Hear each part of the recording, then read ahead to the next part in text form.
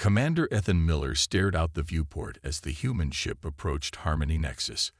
The space station looked like a giant silver snowflake against the darkness of space. Lights twinkled along its many arms, each housing representatives from different alien civilizations. Today, humans would join them for the first time. "Nervous?"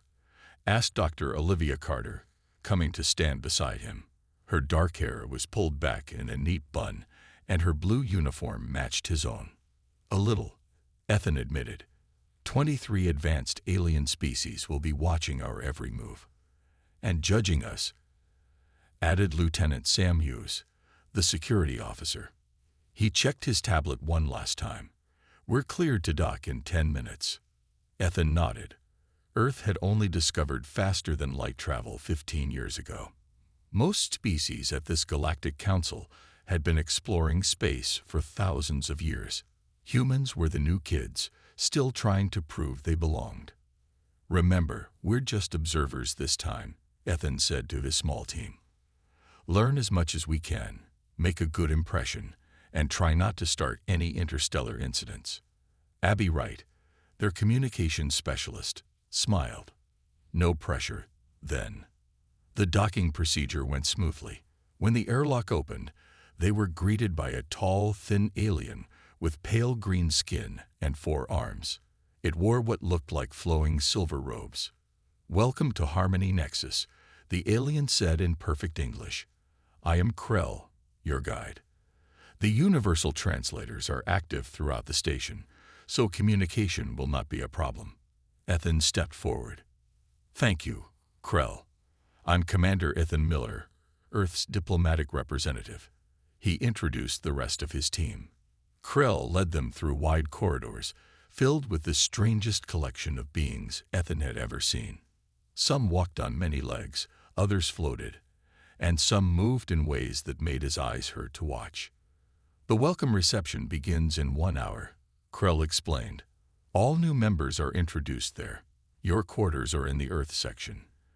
Their rooms were simple but comfortable. Ethan used the time to review his notes on the known alien species. The most powerful seemed to be the Vazrathi, a race of blue-skinned humanoids with glowing markings on their skin. They controlled the largest territory and had the most advanced technology. "It's time," Abby called through the door. The reception hall was enormous, with a ceiling that seemed to show the actual stars outside. Hundreds of aliens mingled, drinking colorful liquids and eating foods that Ethan couldn't identify. Krell announced their arrival.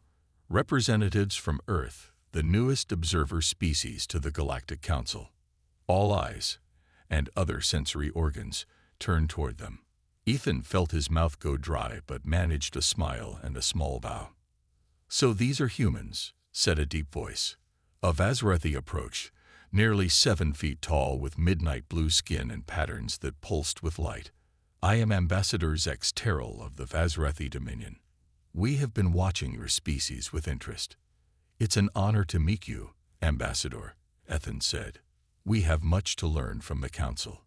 "Indeed you do," Zex Terrell said, looking down at them. "Your species is quite young." Throughout the evening, Ethan and his team spoke with many different aliens.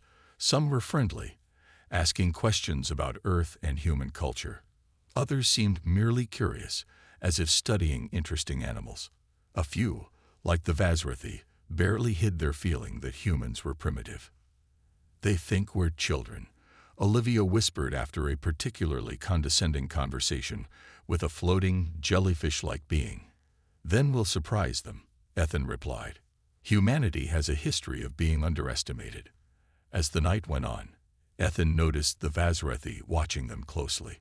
Something told him they would be the ones to test humanity's place in this new galactic community. "Get some rest," he told his team as the reception ended. "The real meetings start tomorrow, and I have a feeling things are about to get interesting." None of them realized just how true that would be. 3 days passed quickly on Harmony Nexus. Ethan and his team attended countless meetings about trade routes, shared technology, and boundary disputes. They mostly listened and took notes, speaking only when directly asked for Earth's opinion.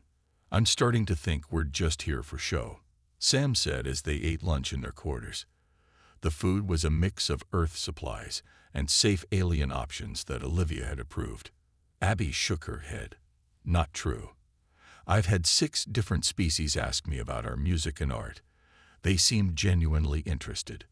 The Vazrathi aren't, Olivia pointed out. Ambassador Zex Terrell keeps watching us like we're about to make some embarrassing mistake. Ethan was about to respond when his communication device beeped. There's an informal gathering tonight in the Central Garden. All delegations are invited. Sounds like a party, Sam said. Could be a good chance to make some friends. The Central Garden was breathtaking. Real plants from dozens of worlds grew together under a transparent dome that showed the stars above. Soft music played from hidden speakers, and floating lights drifted through the air like fireflies. Most aliens seemed more relaxed here than in the formal meetings. Some even approached the humans with friendly questions about Earth. Ethan began to feel more hopeful about their place in this galactic community. Then Ambassador Zex Terrell arrived with his delegation. The Vazrathi moved through the crowd with confidence, their skin glowing more brightly in the dim light. They stopped near Ethan's group, not quite joining the conversation but clearly listening. An elderly alien with gray, wrinkled skin approached.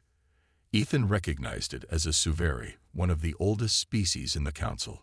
500 years I have lived, the Suveri said, inspecting a flowering plant.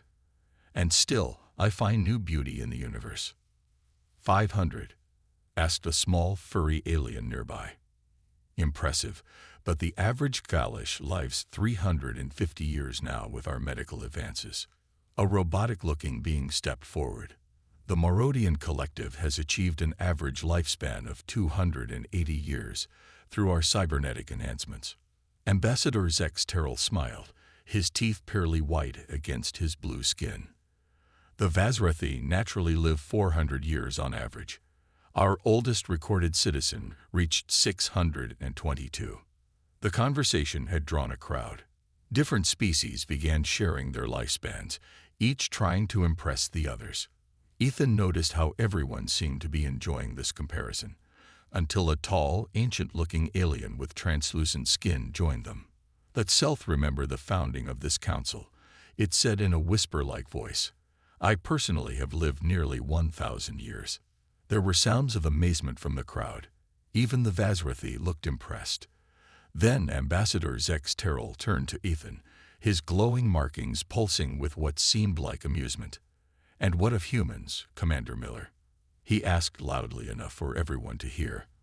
I believe your species rarely lives beyond a single century. How? Unfortunate. The garden grew quiet. All eyes turned to Ethan and his team. Olivia looked angry, Sam uncomfortable, and Abby worried. Ethan could feel the pity and condescension radiating from the aliens around them. This was no accident. The Vazrathi ambassador had deliberately steered the conversation to highlight human weakness. It was a calculated move to put Earth in its place, at the bottom of the galactic hierarchy. Yes, Ambassador, Ethan said calmly. Most humans live between 70 and 90 years. Some reach 100 with good health and care. The aliens exchanged glances. Some looked genuinely sad for the humans. Others, like the Vazrathi, barely hid their smug satisfaction. But Ethan wasn't finished speaking. He smiled slightly, and something in his expression made Ambassador Zex Terrell pause. However, Ethan continued, I'd like to tell you a story about my grandfather. His name was Joe Miller, and what he did with his short human life might surprise you. The garden was completely silent now. Every alien, from the 1,000-year-old Selth to the youngest Vazrathi, waited to hear what this short-lived human could possibly say to counter their advantage. Ethan took a deep breath. He could feel the weight of every alien gaze on him. His team stood nearby, watching with concern. This moment could define how the entire galactic community viewed humans for years to come. My grandfather, Joe Miller, was a firefighter in our city of Chicago, Ethan began. His voice was calm but carried clearly through the garden. For those unfamiliar with the term, firefighters rush into burning buildings to save people when there's a fire. Several aliens looked confused at this concept. The idea of risking one's life for strangers seemed to puzzle them. One night, when my grandfather was 34 years old, there was a terrible fire in an apartment building. The flames were everywhere, and the building was falling apart. Ethan continued. My grandfather rushed inside without hesitation. Ambassador Zex Terrell tilted his head. This seems like poor risk assessment. Why would he enter a collapsing structure? Because there were people inside, Ethan said simply. Families, children, people who would die without help. That self-elder moved closer, its ancient eyes focused intently on Ethan. Please continue. My grandfather went into that burning building 3 times. Each time, he carried out people who were trapped. Some were unconscious from the smoke. Some were injured. He saved 3 families this way. The garden was completely silent now. On his 4th trip in, he found a young girl hiding in a closet. He picked her up and started to leave, but the ceiling collapsed. He had just enough time to shield her with his body. She survived. He didn't. Ethan paused, looking directly at Ambassador Zex Terrell. The Vazrathi's glowing skin patterns had dimmed slightly. My grandfather saved 11 lives that night. He was just one ordinary human who lived 34 very short years by your standards. Olivia stepped forward to stand beside Ethan. My great-grandmother was a heart surgeon.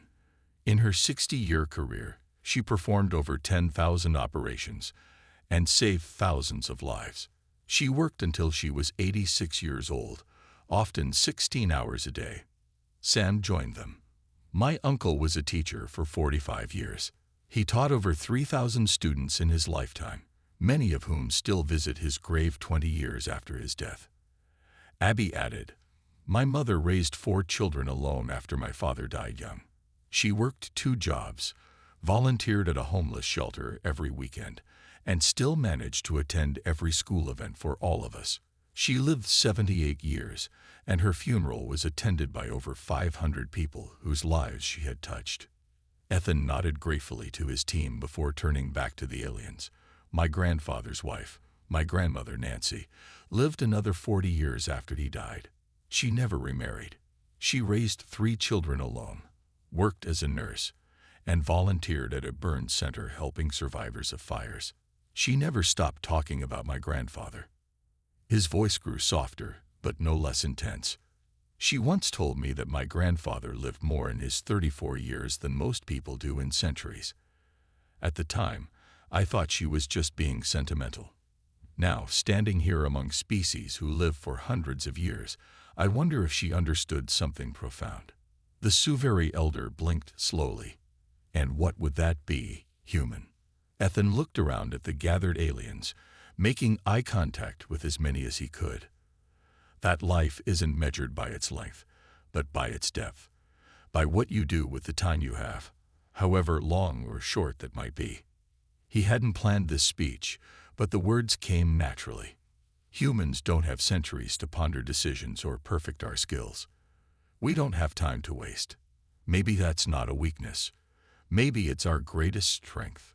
Ambassador Zex Terrell's expression had changed.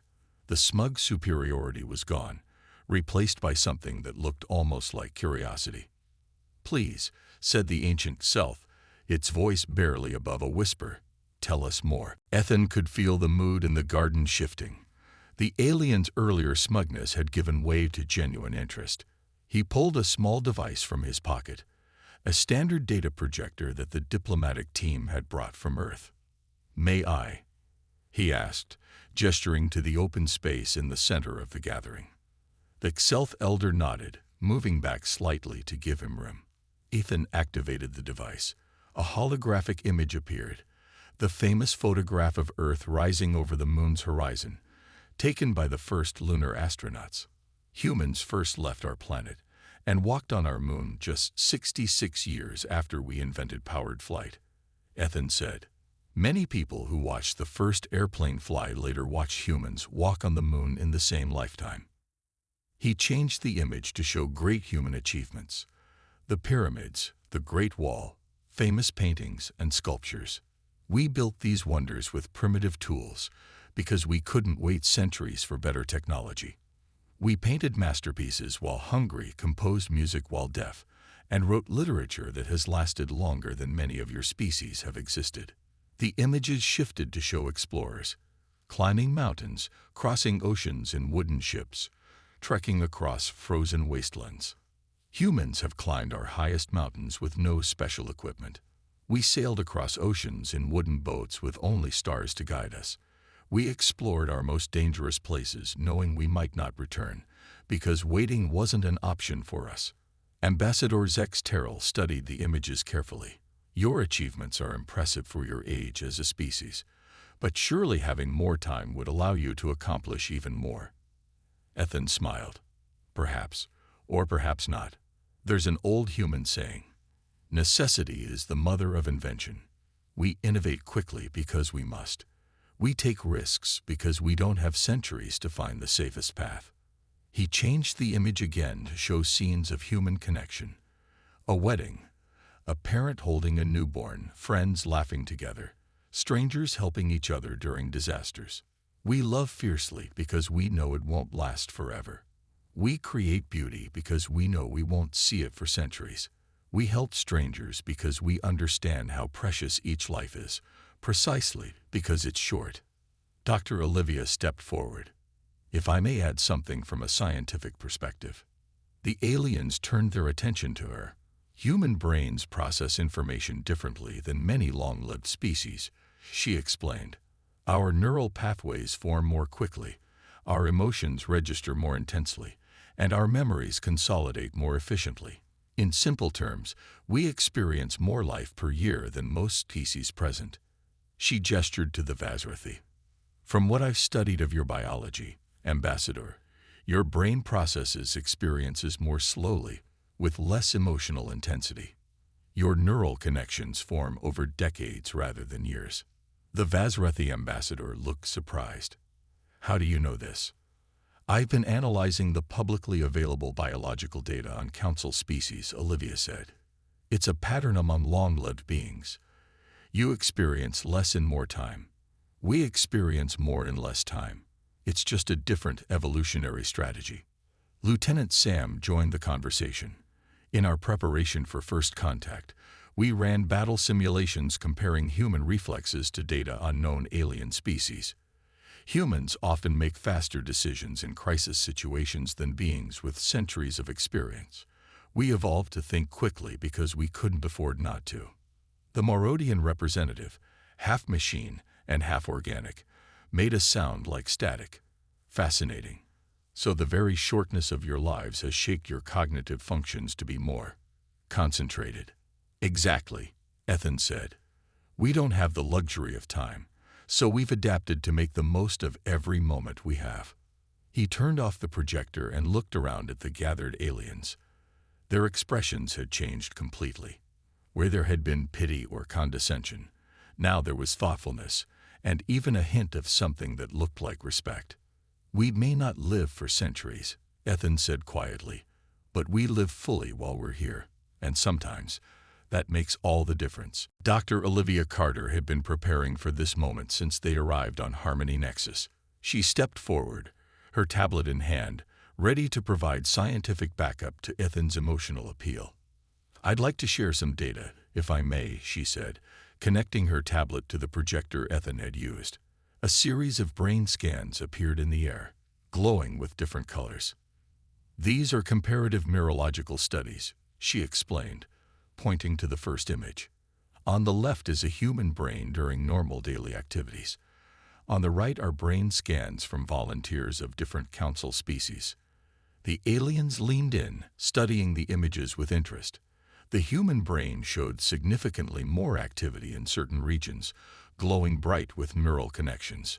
Humans form memories differently than long-lived species, Olivia continued. We encode experiences more densely because our brains know, on some level, that we don't have centuries to revisit these memories. She swiped to a new image showing emotional responses. Our emotional processing is also more intense.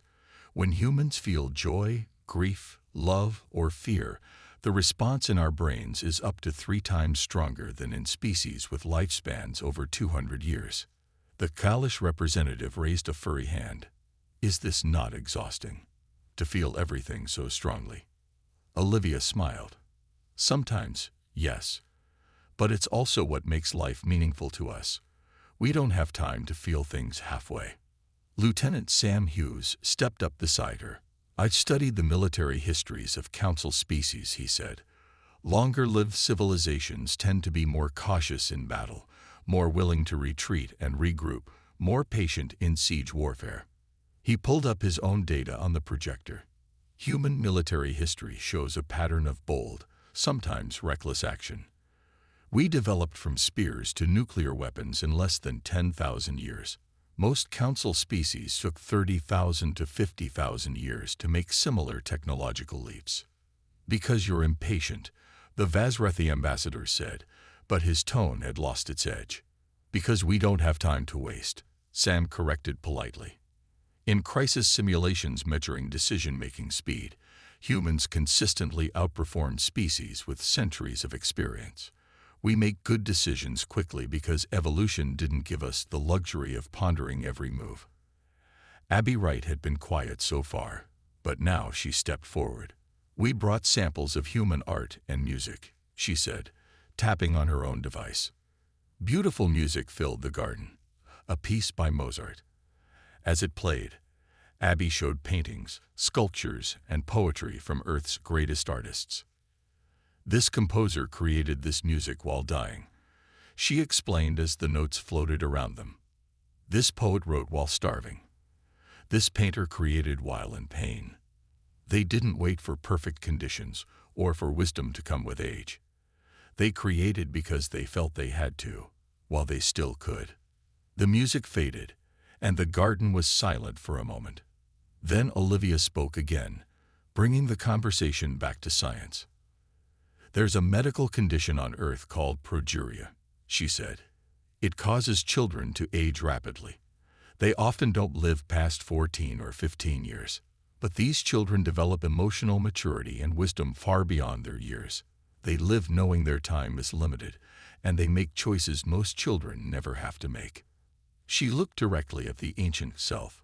In some ways, all humans are like that in the eyes of the Council. We're the species with progeria, aging quickly, living briefly, but perhaps seeing things that those with more time might miss. The self-elder blinked slowly. I have lived almost 1,000 years, it said in its whispery voice. In my long life, I have witnessed the rise and fall of civilizations. I have seen stars die. I have learned 12 languages and forgotten 5. And yet, the ancient being paused, seeming to search for the right words. And yet I cannot remember the last time I truly felt wonder, or urgency, or the kind of love that would make me run into a burning building to save a stranger. The elder's admission hung in the air. Around the garden, other aliens were exchanging thoughtful glances. The mood had shifted completely. What had begun as mockery had become something else entirely, a moment of genuine understanding. The central garden was quiet.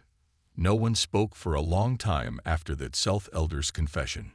Ambassador Zex Terrell stood still, the glowing patterns on his blue skin pulsing slowly as he processed this new perspective.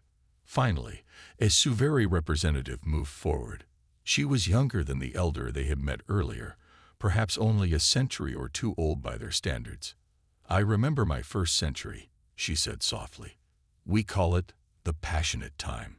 It is when we feel most deeply, dream most vividly, and take the most risks. She looked at the humans with new interest. As we age, these feelings fade. We gain wisdom and patience, but lose something else, something precious. Many of us secretly missed the intensity of youth. Others began to nod in agreement. A Morodian with both organic and mechanical parts spoke up. Our earliest memories are stored differently, it said in its metallic voice. The first 100 years are recorded in much greater detail than the next 200. We assumed this was a flaw in our neural systems. Perhaps it is actually a feature. Ambassador Zex Terrell finally broke his silence. The Vazrathi go through what we call the burning time in our first 5 decades. We feel emotion so strongly that it can be dangerous. Many young Vazrathid die in accidents, fights, or from taking foolish risks. He looked directly at Ethan. We are taught to move past this phase, to value control and careful planning. But our artists often try to recapture that early fire. Some even use dangerous drugs to feel that intensity again. Abby Wright had been quiet, but now she stepped forward with her tablet. "Would you like to hear more human music?" she asked. When the aliens nodded, she played a heart-wrenching piece of violin music. The notes seemed to float in the air, filled with longing and beauty. Some of the aliens closed their eyes or whatever they used for seeing. A few swayed gently. This was written by a human who knew he was dying. Abby explained when the piece ended. He put everything he felt into this music. His love for his family, his sadness at leaving them, his hope for their future, and his gratitude for the life he had lived. She showed them more. Poetry written during wars, paintings created during illness, songs composed in prison. "These aren't just art forms to us," she said. "They're how we process our brief, intense lives. Each piece carries the weight of knowing it might be the creator's last." The mood in the garden had transformed completely. What began as mockery had become genuine fascination, and even a hint of envy. A small alien with 6 eyes approached Ethan. "Do all humans live with this awareness of death?" Ethan shook his head. "Not all the time. We'd go crazy if we did. But it's always there in the background, pushing us forward." "It must be exhausting," the alien said. "Sometimes," Ethan admitted. "But it's also freeing. When you know your time is limited, you don't waste it on things that don't matter." That self-elder had been still and silent, but now it spoke again. "I have made the same journey to this station 87 times. I have had this same conversation about lifespans 63 times. I have boasted about my age to countless new species." The ancient being's voice grew stronger. "And yet today it is the first time in centuries I have heard something truly new, something that made me question my assumptions." The elder turned to face the other council members. "We have been pitying these humans for their short lives. Perhaps we should instead be learning from them how to truly live." Ambassador Zex Terrell looked at Ethan with new respect. "It seems we may have been hasty in our judgment, Commander Miller. Your species has much to teach us after all." Around the garden, aliens were looking at the humans differently now. Not with pity or condescension, but with curiosity and even a touch of something that looked like admiration. For the first time since arriving on Harmony Nexus, Ethan felt that humanity might find its place in the stars after all. In the days that followed, the human delegation found themselves surrounded by curious aliens. Species that had ignored them before now wanted to talk. Even the Vazrathi, who had been so smug, now treated them with respect. "I never thought we'd be this popular," Sam said as they walked to another meeting. Ethan nodded. "They're fascinated by us. Not because we're advanced, but because we see the universe differently than they do." A group of Kalish scientists had asked Olivia to explain more about human emotions. The Morodian engineers wanted Sam's input on quick decision-making. The Suveri elders requested more of Earth's music and art from Abby. "Commander Miller," called the voice. It was a Morodian representative, half organic and half machine. "May I speak with you privately?" The Morodian looked troubled. "We have a problem. 3 of our colony ships are lost in the Veil Nebula. Our best planners have worked on rescue plans for decades without success." "Decades?" Ethan asked. "How long have the ships been lost?" 15 years, the Morodian replied. "The nebula disrupts communications and navigation. Our planning committee wants to spend another 20 years analyzing all possible outcomes before attempting a rescue." Ethan tried to hide his shock. "And you're asking for our help because we overthink," the Morodian admitted. "We consider too many possibilities too far into the future. But those colonists don't have decades. They need help now. We thought perhaps human thinking might offer a new approach." Ethan gathered his team. They spent one day studying the problem. Not years or decades, just one day. Sam plotted a direct rescue route through the nebula. Olivia calculated the risks. Abby suggested using simple radio signals that could penetrate the nebula's interference. When they presented their plan, the Morodian planners were skeptical. This route passes through high radiation areas. It's much riskier than our proposed path. But it would reach the colonists in weeks, not years, Sam pointed out. Sometimes the best long-term solution is to solve the short-term problem first. After running simulations, the Morodians agreed the human plan could work. You see a path we missed because we were looking too far ahead, their lead planner said with amazement. On the final day of the conference, Earth was upgraded from observer status to full council membership. The formal document, proposed by Ambassador Zex Terrell himself, cited humanity's unique perspective as vital to galactic progress. As Ethan and his team prepared to leave, the ancient Self-Elder came to their quarters. It carried a small crystal that glowed with soft, changing colors. "This is for you, Commander," the Elder said, offering the crystal. "It contains my earliest memories, from when I was less than 50 years old." Ethan took it carefully. "Thank you, Elder. This is an incredible honor." "The honor is mine," the Elder replied. "I had forgotten what it was like to feel everything so strongly, to live as if each day mattered. You have reminded an old being of something precious." As the Earth ship departed Harmony Nexus, Ethan watched the space station grow smaller through the viewport. He thought about his grandfather Joe, who had died saving strangers. He wondered what Joe would think, knowing his example had helped humanity find its place among the stars. "We came hoping they wouldn't look down on us," Olivia said, joining him. "We're leaving as full council members. All because we don't live very long," Sam added with a laugh. Ethan smiled. "No, all because we make our short lives count." Their ship accelerated toward Earth, carrying news that would change humanity's future. They had entered the galactic community not as junior members to be pitied, but as equals with a valuable perspective. In the vastness of space, surrounded by ancient civilizations, humanity's brief flame burned all the brighter for its brevity. Ethan looked at the crystal the Elder had given him. Inside, he could see swirling colors that somehow felt like joy, wonder, and discovery. "We have a lot to learn from them," he said quietly. "But they have something to learn from us too." The stars streaked past as they headed home, carrying a message for all humans. Their place in the universe would be defined not by how long they lived, but by how they lived the time they had.